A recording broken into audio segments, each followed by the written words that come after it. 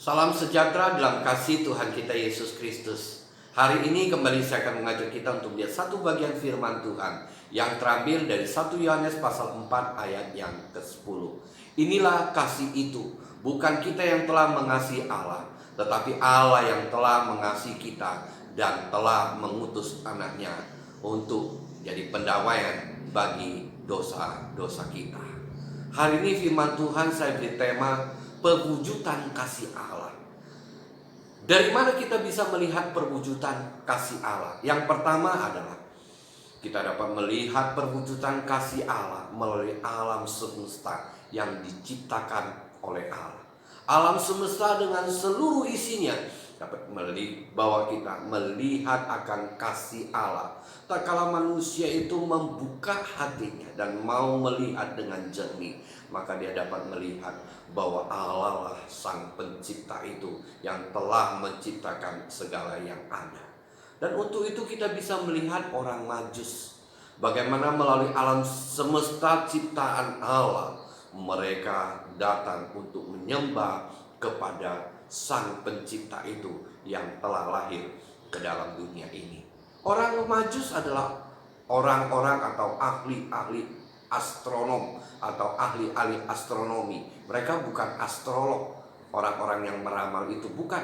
Mereka adalah astronomi, ahli-ahli astronomi yang begitu menguasai peredaran bintang-bintang dan sebagainya. Dan melalui alam semesta itu membawa mereka menyadari bahwa telah lahir seorang raja. Tetapi bukan seorang raja yang biasa-biasa saja. Karena kalau sekedar menyembah kepada raja yang biasa-biasa saja, itu mereka dapat sembah di tempat mereka berada. Diperkirakan mereka datang dari Persia. Bisa saja mereka menyembah raja di sana. Atau mungkin mereka sampai menghadap Herodes, mereka dapat menyembah Raja Herodes. Tapi mereka tahu bahwa raja yang lain ini adalah raja yang luar biasa. Bahkan dia adalah raja di atas segala raja. Dan mereka memberikan yang terbaik kepada raja di atas segala raja dan menyembah dia. Inilah perwujudan kasih Allah melalui alam semesta. Dan yang kedua, kita dapat melihat perwujudan kasih Allah melalui peristiwa air bah di zaman Nuh. Bagaimana kita dapat melihat perwujudan kasih Allah dalam peristiwa air bah di zaman Nuh? Bukankah pada masa itu begitu banyak orang yang mati? Kalau kita melihat sepintas di situ, kita akan melihat begitu tragis dan mirisnya kenapa Tuhan membuat mereka mati disebabkan oleh air bah yang Tuhan adakan.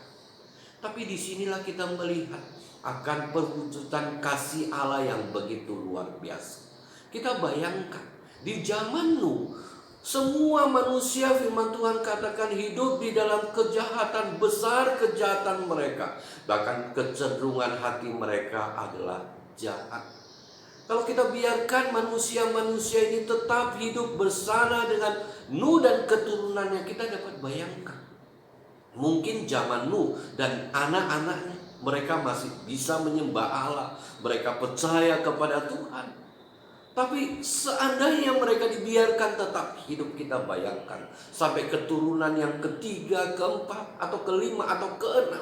Kita bayangkan kontaminasi kejahatan dan dosa itu bisa membawa keturunan Nuh menjadi orang yang tidak mengenal Allah lagi, tidak lagi menyembah dan memuliakan Tuhan. Dan kita bayangkan kalau itu terjadi, maka manusia akan hidup mati dan untuk mati selama-lamanya. Jadi kita dapat melihat bahwa air bah adalah intervensi Allah, perwujudan kasih Allah kepada manusia, supaya manusia diturunkan bisa tetap mengenal Allah, tetap percaya dan menyembah kepada Allah. Maka mereka akan mendapat bagian di dalam keselamatan, di dalam kasih Allah yang besar itu. Dan yang ketiga, kita dapat melihat perwujudan Allah, di mana Allah mencari manusia. Manusia yang berdosa, mereka tidak dapat mencari Allah. Mereka cenderung akan meninggalkan Allah, menjauh daripada Allah. Itulah yang terjadi dalam kehidupan Adam dan Hawa. Allah lah yang mencari mereka. Dan bukan hanya sekedar mencari, tapi Allah memberikan solusi untuk mereka supaya mereka boleh mendapatkan bagian dalam keselamatan. Mereka telah berdosa. Hukumannya adalah mati, maut, mati untuk selama-lamanya. Mati di dalam kekekalan. Tetapi Allah begitu mengasihi manusia. Allah memberikan jalan keluar, di mana Allah menjembelih binatang, di mana kulitnya Tuhan sematkan untuk menjadi pakaian bagi mereka. Tetapi ada satu hal yang penting di sini. Allah membunuh binatang untuk mereka, menggantikan mereka, mati bagi mereka, dan mencurahkan darah untuk penghapusan dosa. Dan itulah yang akan dilanjutkan oleh keturunan Adam dan Hawa sampai berkelanjutan sebagai umat Allah, untuk mereka boleh bahagian. Mereka datang kepada Allah untuk menyembah kepada Allah. Dan itulah yang dilakukan oleh Kain dan Abel. Tapi firman Tuhan katakan bahwa persembahan Kain ditolak. Kenapa persembahan Kain ditolak? Persembahan Abel diterima oleh Tuhan. Ada mungkin orang yang mengira bahwa karena persembahan Kain tidak baik. Tapi seandainya kalau persembahan Kain tidak baik menurut ukuran Kain, maka Kain tidak mungkin marah. Kalau seandainya dia mempersembahkan buah yang tidak baik, sayur yang tidak baik sebagai bagian daripada pekerjaannya sebagai petani. Kalau dia memberikan yang tidak baik, dia tidak mungkin marah. Tapi mengapa dia marah? Karena dia merasa dia sudah memberikan yang terbaik. Bahkan secara ekonomis pun pada masa itu, hasil pertanian itu jauh mempunyai nilai yang lebih tinggi secara ekonomis dibandingkan dengan kambing dan domba. Karena pada saat itu manusia belum makan daging, belum ada nilai ekonomis yang tinggi. Tapi kenapa persembahan Habel diterima, sedangkan persembahan Kain tidak diterima? Karena Allah sudah memberikan cara bagi manusia, di mana harus ada yang mati bagi mereka. Harus ada yang mati, yaitu binatang itu, kambing dan domba Tuhan. Mati bagi mereka. Ada darah yang dicurahkan untuk mereka boleh layak datang menyembah Allah, datang kepada Tuhan untuk beribadah kepada Tuhan. Dengan kata lain, Kain memandang remeh persembahan korban anak domba yang Tuhan telah tetapkan. Lebih daripada itu juga dapat kita melihat, di dalam dia memberikan persembahan tidak ada iman.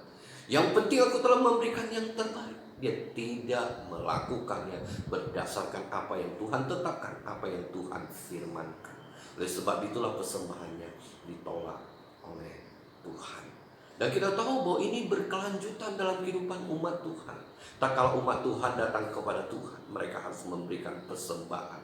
Nah, itulah yang dilakukan oleh mereka berkelanjutan. Yang punya uang banyak, mereka mempersembahkan lembu atau sapi. Yang uangnya sedang-sedang saja, mereka mempersembahkan kambing atau domba yang berumur setahun yang tanpa cacat celah untuk dipersembahkan kepada Tuhan. Dan kalau yang tidak mampu, yang miskin, mereka boleh mempersembahkan sepasang tekukur atau 2 ekor anak merpati. Yang satu dijadikan korban bakaran dan yang satu dijadikan korban penebusan dosa. Dan kita tahu ini dilakukan oleh ibu daripada Yesus Kristus Tuhan kita. Tak kala dia dipersembahkan sebagai persembahan yang kudus di hadapan Allah sebagai persembahan anak sulung, pada saat itu ibunya mempersembahkan korban, yaitu sepasang tekukur. Artinya bahwa Tuhan kita Yesus Kristus dari keluarga yang tidak mampu. Itulah yang dilakukan terus menerus. Tapi kita tahu bahwa korban seperti ini tidak bisa diandalkan terus menerus sampai berkesudahan. Karena korban persembahan ini adalah gambaran dari apa yang harus dilakukan oleh Tuhan Yesus. Apa yang harus dilakukan Tuhan Yesus, maksud saya, untuk kita karena kasih. Dan yang kedua adalah bahwa korban seperti ini adalah korban yang tidak sempurna, yang tidak dapat menghapus dosa manusia. Karena yang berdosa adalah manusia. Jadi yang harus mati bagi manusia adalah manusia yang tanpa dosa. Adakah manusia yang tanpa dosa di dalam dunia ini? Tidak ada. Nah, kalau tidak ada manusia yang tanpa dosa dalam hidupnya, siapa yang dapat menjadi korban bagi manusia supaya manusia itu selamat? Tidak ada. Artinya manusia itu hidup dan kemudian mati secara fisik dan akhirnya mati untuk selama-lamanya. Tapi karena begitu besar kasih Allah, Dia telah mengaruniakan anaknya yang tunggal. Dia mengutus anaknya untuk menderita dan mati bagi kita, supaya melaluinya dosa kita boleh dihapus, kita boleh ditebus. Dan bagaimana dosa kita dihapus tak kala kita percaya kepada Dia yang telah menderita dan mati bagi kita. Inilah kasih Tuhan yang begitu luar biasa untuk kita.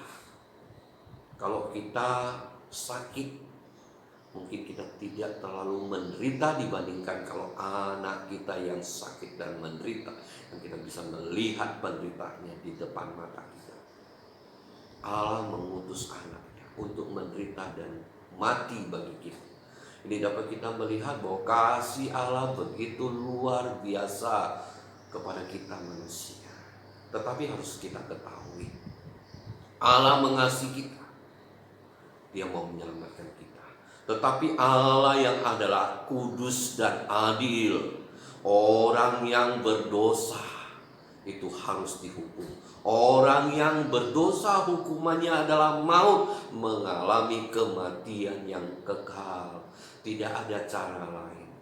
Tidak ada cara yang lain untuk menyelamatkan kita kecuali Dia mengutus anaknya menjelma menjadi manusia, mati di atas kayu salib, mati untuk menebus dosa kita, mati untuk menghapus dosa kita. Satu penderitaan yang begitu luar biasa.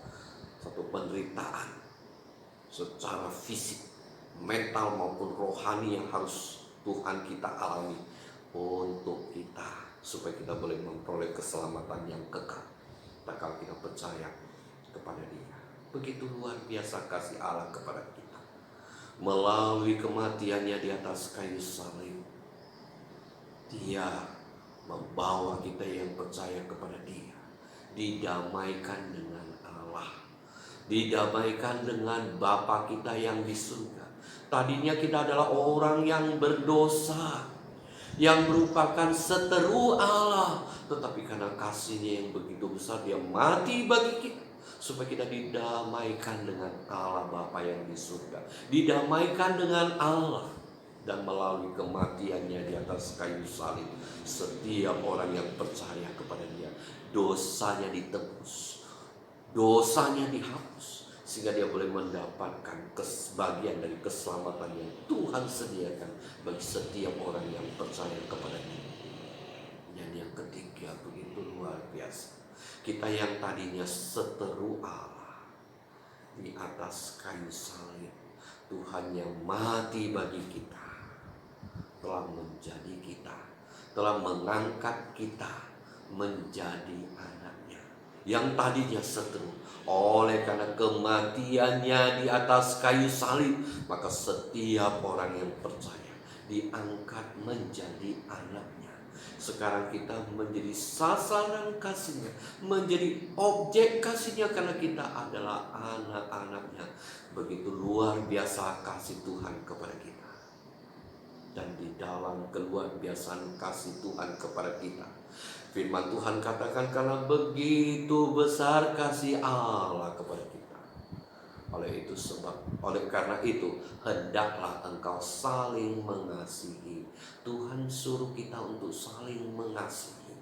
Biarlah dengan segala keterbatasan dan kekurangan kita bisa melihat akan kasih Tuhan yang begitu luar biasa. Kita mau belajar untuk bagaimana kita saling mengasihi. Jangan saling menuntut, engkau harus Tuhan mengasihi aku. Tapi biarlah oleh karena kasih Tuhan yang begitu besar yang kita sudah alami, kita mau mengasihi sesama kita. Kita mau mengasihi saudara-saudara kita, supaya nama Tuhan dimuliakan, nama Tuhan ditinggikan, dan kita boleh menjadi kesaksian yang indah. Dan kita boleh menjadi orang yang mengasihi sesama kita seperti kita mengasihi diri kita sendiri.